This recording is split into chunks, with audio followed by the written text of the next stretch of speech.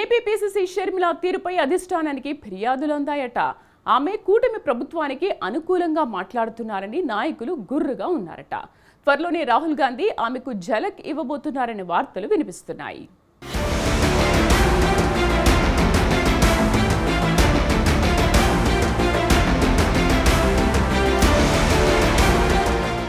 AP Congress chief YS షర్మిలపై అధిష్టానం serious గా ఉందా? పార్టీకి అసెట్గా మారుతుందని తీసుకొచ్చిన షర్మిల ఇప్పుడు పార్టీకి భారంగా తయారయ్యారని హైకమాండ్ భావిస్తుందా అంటే అవుననే సమాధానమే వస్తోంది. కాంగ్రెస్ పార్టీకి నమ్మకస్తుడైన దివంగత వైఎస్ రాజశేఖర రెడ్డి వారసురాలు కాంగ్రెస్లో ఉంటే పార్టీకి ప్లస్ అవుతుందని అధిష్టానం అంచనా వేసిందట. రాష్ట్ర విభజన తర్వాత ఏపీలో మాయమైపోయిన కాంగ్రెస్ పార్టీకి తిరిగి వైఎస్ షర్మిల ద్వారా పునరుజ్జీవం తీసుకుని రావాలని భావించిందట. అందుకే ఏపీ పీసీసీ అధ్యక్ష పదవి కూడా కట్టబెట్టింది. అయితే వైఎస్ షర్మిల మాత్రం పార్టీ లైన్లో కాకుండా సొంత అజెండాను అమలు చేస్తున్నారని విమర్శలొస్తున్నాయట. కూటమి ప్రభుత్వంపై ఒక ప్రతిపక్ష పార్టీగా విమర్శలు చేయడం మానేసి అన్న వైఎస్ జగన్ను టార్గెట్ చేయడం సీనియర్ కాంగ్రెస్ నాయకులకు నచ్చడం లేదట. షర్మిల కేవలం జగన్ను మాత్రమే టార్గెట్ చేస్తూ కూటమి ప్రభుత్వానికి అనుకూలంగా మారిపోయారంటూ ఆమెపై అధిష్టానానికి ఫిర్యాదు చేశారట. షర్మిల వ్యవహారం సీనియర్ నాయకుడు రాహుల్ గాంధీ వద్దకు కూడా చేరిందట. దీంతో ఆయన కూడా ఈ అంశంపై ఆరా తీస్తున్నారట.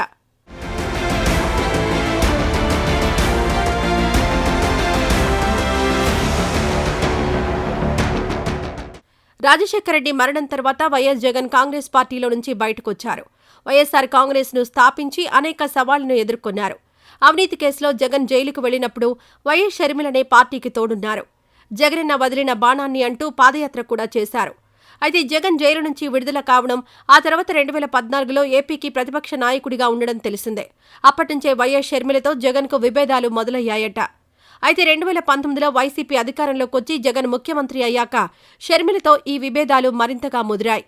2021 ఫిబ్రవరిలో తనకు అన్న జగన్కు మధ్య రాజకీయ విభేదాలున్నాయని షర్మిల బహిరంగంగానే చెప్పారు. అప్పట్నుంచి అన్నను అసలు కలవను కూడా లేదు. తల్లి విజయమ్మ కూడా కూతురు షర్మిల వెంటే ఉండిపోయారు. వైసీపీ గౌరవ అధ్యక్షురాలి పదవికి కూడా రాజీనామా చేసి కూతురుతో పాటు నడిచారు.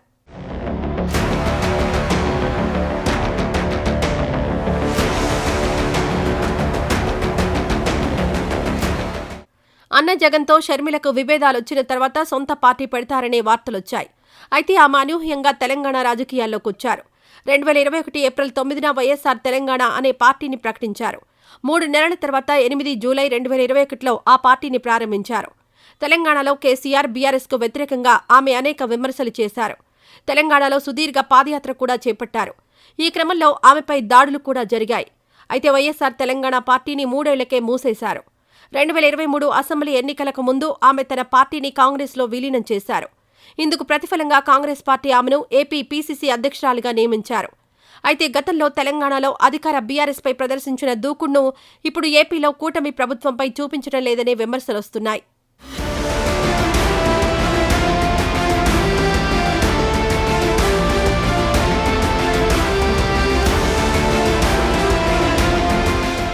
ఏపీ అసెంబ్లీ ఎన్నికల్లో అన్ని స్థానాల నుంచి కాంగ్రెస్ అభ్యర్థులను షర్మిల బరిలోకి దింపారు.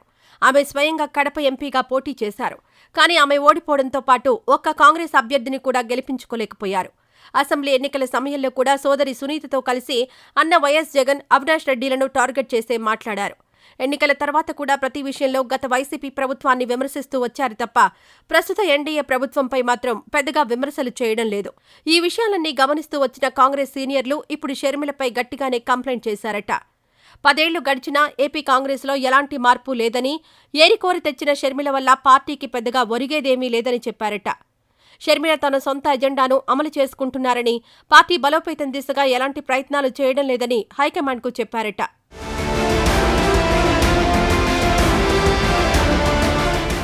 ఏపీ పీసీసీ అధ్యక్షురాలిగా బాధ్యతలు చేపట్టక ముందు నుంచే చంద్రబాబుతో షర్మిల మంచి రాజకీయ సంబంధాలే కొనసాగిస్తున్నారు. ఇండియా కూటమిలో లేకపోయినా చంద్రబాబును మాత్రం షర్మిల వెనకేసుకొనొస్తున్నారట. ఇవన్నీ కాంగ్రెస్ సీనియర్లను ఇబ్బంది పెడుతున్నాయట. పైగా ఇటీవల డీసీసీ అధ్యక్షులు, ఇన్ఛార్జీలను కాంగ్రెస్ పార్టీ ప్రకటించింది. అందులో అంతా షర్మిల అనుచరులే ఉన్నారట. కనీసం పార్టీ జెండాను కూడా గతంలో మోసిన దాఖలాలు లేని వ్యక్తులకు పదవులివ్వడంపై కొంతమందికి ఆగ్రహం తెప్పించిందట. అధిష్టానం కనుక షర్మిలను ఇలాగే కొనసాగిస్తే పార్టీ ఎప్పటికీ ఏపీలో గెలవదని హెచ్చరించారట. ఎంతో మంది సీనియర్లు పార్టీ కోసం కష్టపడి పనిచేసే నాయకులున్నారని, అలాంటి వారికి పీసీసీ అధ్యక్ష పదవి కట్టబెట్టాలని కోరుతున్నారట. లేకపోతే ఏపీలో అసలు పార్టీ మనుగడే కష్టంగా మారుతుందని చెప్పారట.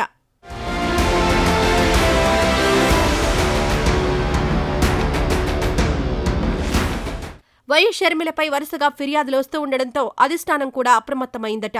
పార్టీ జాతీయ అధ్యక్షుడు మల్లికార్జున ఖర్గే, సీనియర్ నాయకుడు రాహుల్ గాంధీ కూడా షర్మిల విషయంలో సీరియస్గా ఉన్నారట. ఏపీలో కాంగ్రెస్ను గాడిలో పెడుతుందని అంచనా వేసుకుంటే ఇలా కుటుంబ గొడవలను అడ్డుగా పెట్టుకుని సొంత అజెండా అమలు చేయడంపై అధిష్టానం మండిపడుతుందట. వైఎస్ జగన్ ఏనాటికైనా ఇండియా కూటమిలోకి వచ్చే నాయకుడని, అతనితో వైరం పెట్టుకోవడం కూడా తగదని సూచించారట. ఏపీలో షర్మిలపై ఫిర్యాదు చేసిన నాయకులతో Karnataka PCC chief DK Shivakumar కూడా మాట్లాడారట. షర్మిల వ్యవహార శైలిని మొత్తం వారు పూసగుచ్చినట్లు చెప్పారట.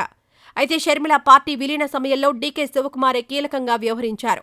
ఆమెకు మంచి రాజకీయ భవిష్యత్తును హామీగా ఇచ్చారు. అలాంటి శివకుమార్ మరి ఇప్పుడు షర్మిలపై వస్తున్న ఆరోపణలను యథాతథంగా అధిష్టానానికి చెబుతాడా లేదా అనే డైలమా కూడా సీనియర్లలో ఉందట. ఏదేమైనా షర్మిలను మార్చకపోతే మాత్రం పార్టీ బతికి బట్టకట్టదని స్పష్టం చేశారట. మరి అధిష్టానం షర్మిలను పదవి నుంచి తొలగిస్తుందా లేదంటే మందలించి వదిలేస్తుందా అనేది వేచి చూడాలి.